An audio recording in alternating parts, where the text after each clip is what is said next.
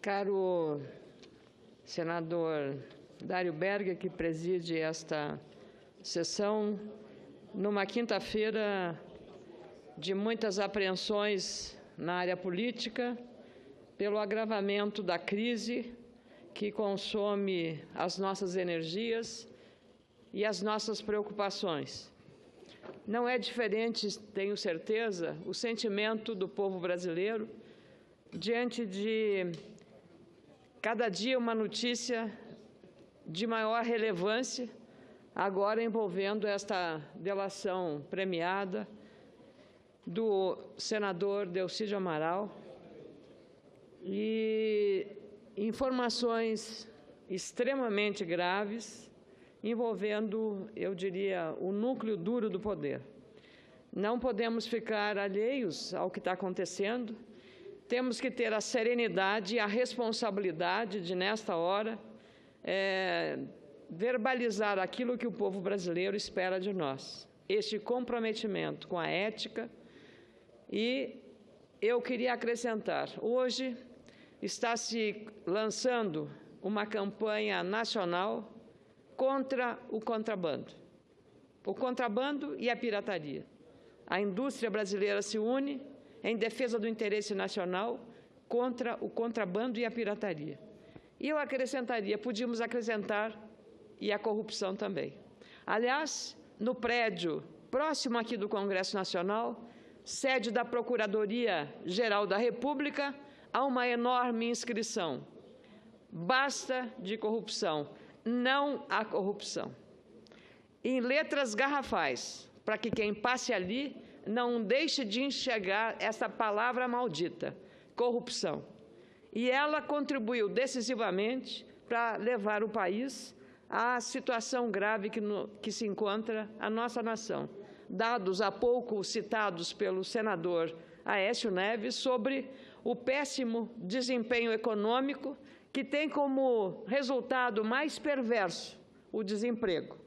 Fazia muito tempo, senador Dário Berger, que no meu gabinete não chegavam correspondências com pedidos de emprego de pessoas de todas as idades, de todas as qualificações, de todas as formações, desde um simples servidor para serviços gerais até um advogado com formação especializada.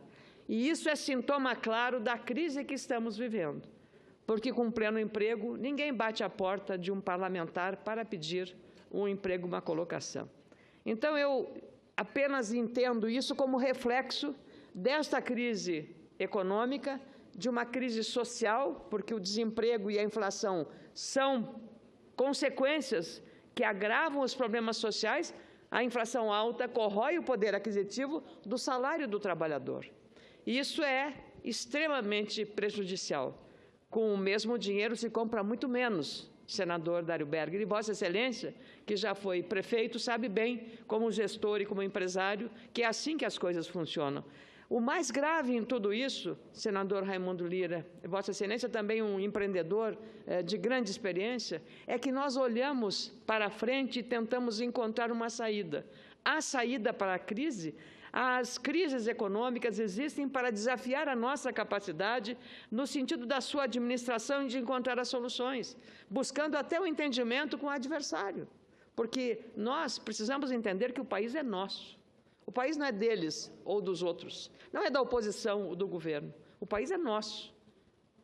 Nós não concordamos com muitas coisas que estão aí, mas não concordamos, sobretudo, com esta corrupção que está dilapidando o patrimônio moral, a ética, o patrimônio de uma estatal como a Petrobras. É inacreditável o que aconteceu. E exatamente essa falta de perspectiva, essa falta de confiança no futuro, a médio e longo prazo, é que agrava ainda mais a nossa situação.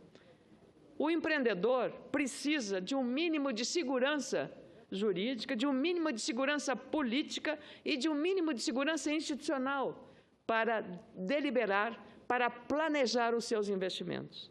Isto é simples, é muito simples. E nós estamos numa situação de absoluto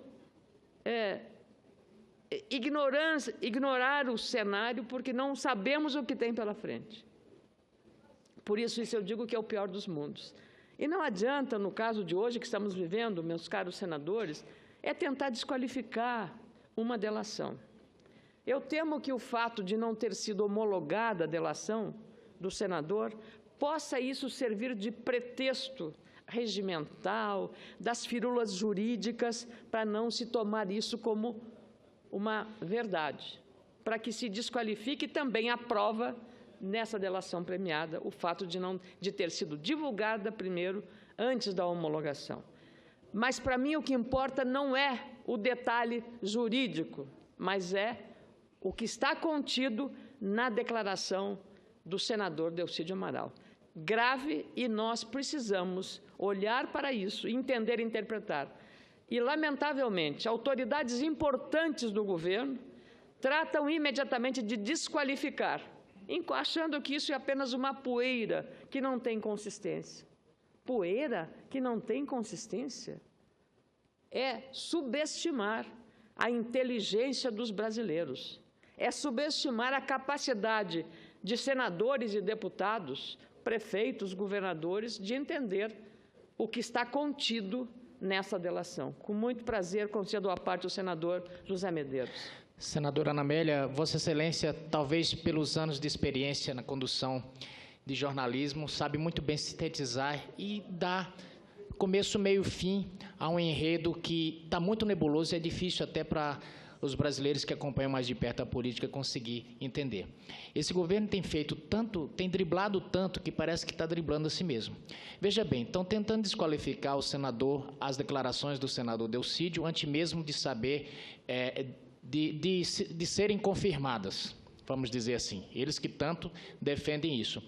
Ao mesmo tempo, o ministro que faz isso, o ministro Eduardo Cardoso, está sendo desmentido no mesmo tom pelo presidente do PT, que diz que não houve setores do PT que teria pressionado para troca de ministro ou alguma coisa assim, ou para mudança no comportamento da Polícia Federal. É um desmentindo o outro. Ao mesmo tempo, o advogado-geral da União, que está saindo, faz declarações terríveis contra a Corte de Contas, que é o Tribunal de Contas da União.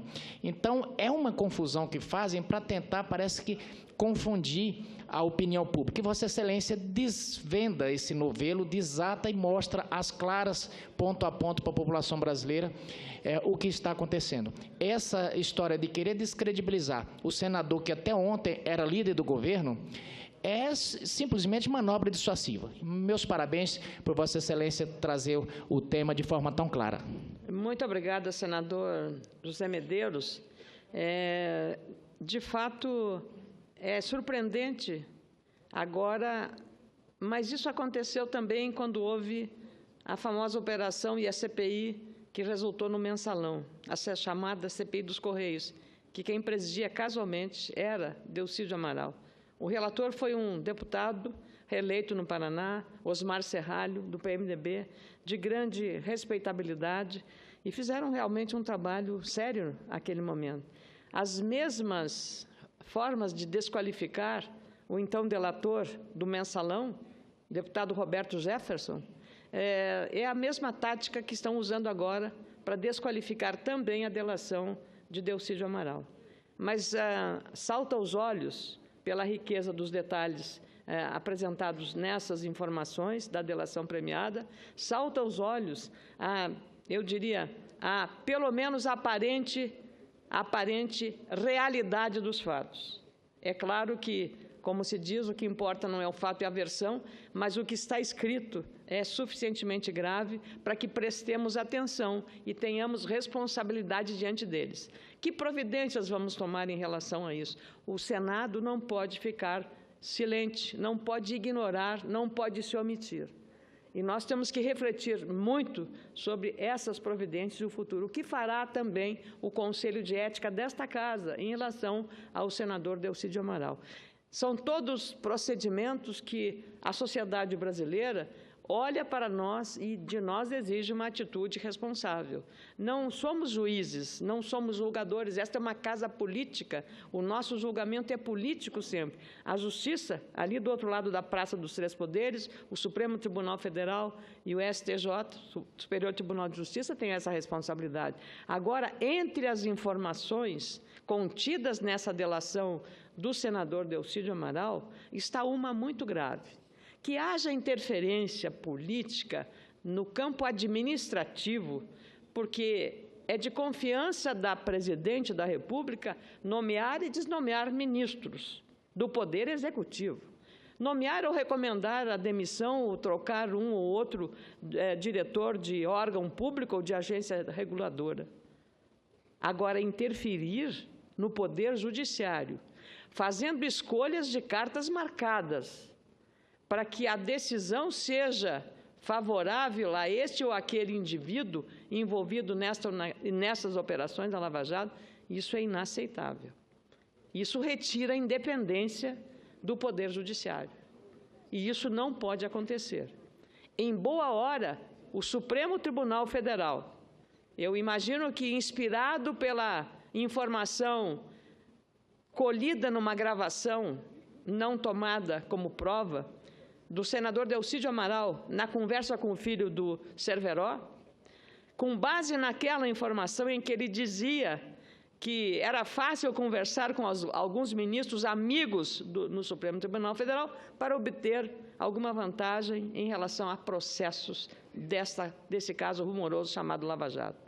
Agora, envolve uma outra corte superior, que é o STJ, que sai bem pelo resultado de um juiz, de um ministro, que propôs a soltura de um dos envolvidos presos na Lava Jato e não foi acompanhado por nenhum dos outros ministros que votaram pela manutenção da prisão. A instituição do STJ saiu ilesa, mas o ministro citado aqui, nessa delação, não fica bem para a instituição que ele representa, que precisa agir com independência, com isenção e com responsabilidade e com equilíbrio. Este fato, a meu modesto juízo, é o fato mais grave nesse processo, além das outras informações fornecidas nessa delação em relação, por exemplo, à operação da venda ou da compra da usina de Pasadena, na Califórnia, e outras informações contidas na delação de Delcídio Amaral. De novo, com muito prazer, concedo a parte ao senador José Medeiros. Senadora, muito grato pela parte. Vale lembrar que na sabatina do ministro aqui, esse fato já tinha vazado e eu cheguei foi uma das minhas indagações a ele, justamente esse fato, se ele estava sendo conduzido, se tinha havido uma negociação com o Planalto com vistas a ele soltar o então acusado Marcelo Odebrecht, ao fato que ele negou na sabatina e agora vem justamente nessa... Na época já existia esses rumores, que acaba agora saindo novamente, e é preocupante, como Vossa Excelência falou. Muito obrigada, mais uma vez, senador José Medeiros. E como eu falava sobre o dia de hoje, de combate ao contrabando, que acrescentaríamos de combate também não só ao contrabando e à pirataria, mas de combate também à corrupção e à impunidade, fazendo coro com a campanha do Ministério Público, que está ali expresso, como eu disse, em letras garrafais, no prédio sede da PGR, que é a Procuradoria-Geral da República. Então, nós não podemos desqualificar, as autoridades não podem desqualificar, mas têm o dever de esclarecer os fatos e provar com farta documentação que não tem culpa em cartório. Caso contrário, como se diz no popular, é chover no molhado. É conversa mole para boi dormir, essa história de que querem desqualificar o que está contido na delação do senhor Delcídio Amaral.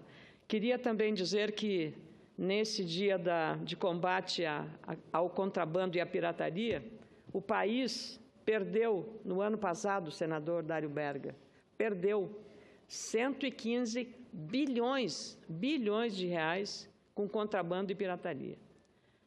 Os setores maiores prejudicados foram setor calçadista, também calçadista por causa da importação, contrabando de tênis, mas setores de vestuário, setor de confecções, o setor de brinquedos e, no caso do Rio Grande do Sul e de Santa Catarina, o setor de tabaco.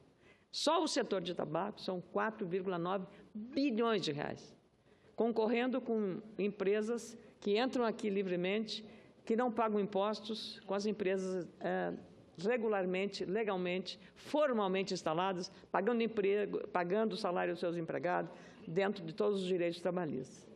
E eu queria dizer a Vossa Excelência que os 115 bilhões que o Brasil perdeu no ano passado foi 15% maior do que no ano anterior, ou seja, está aumentando 15%.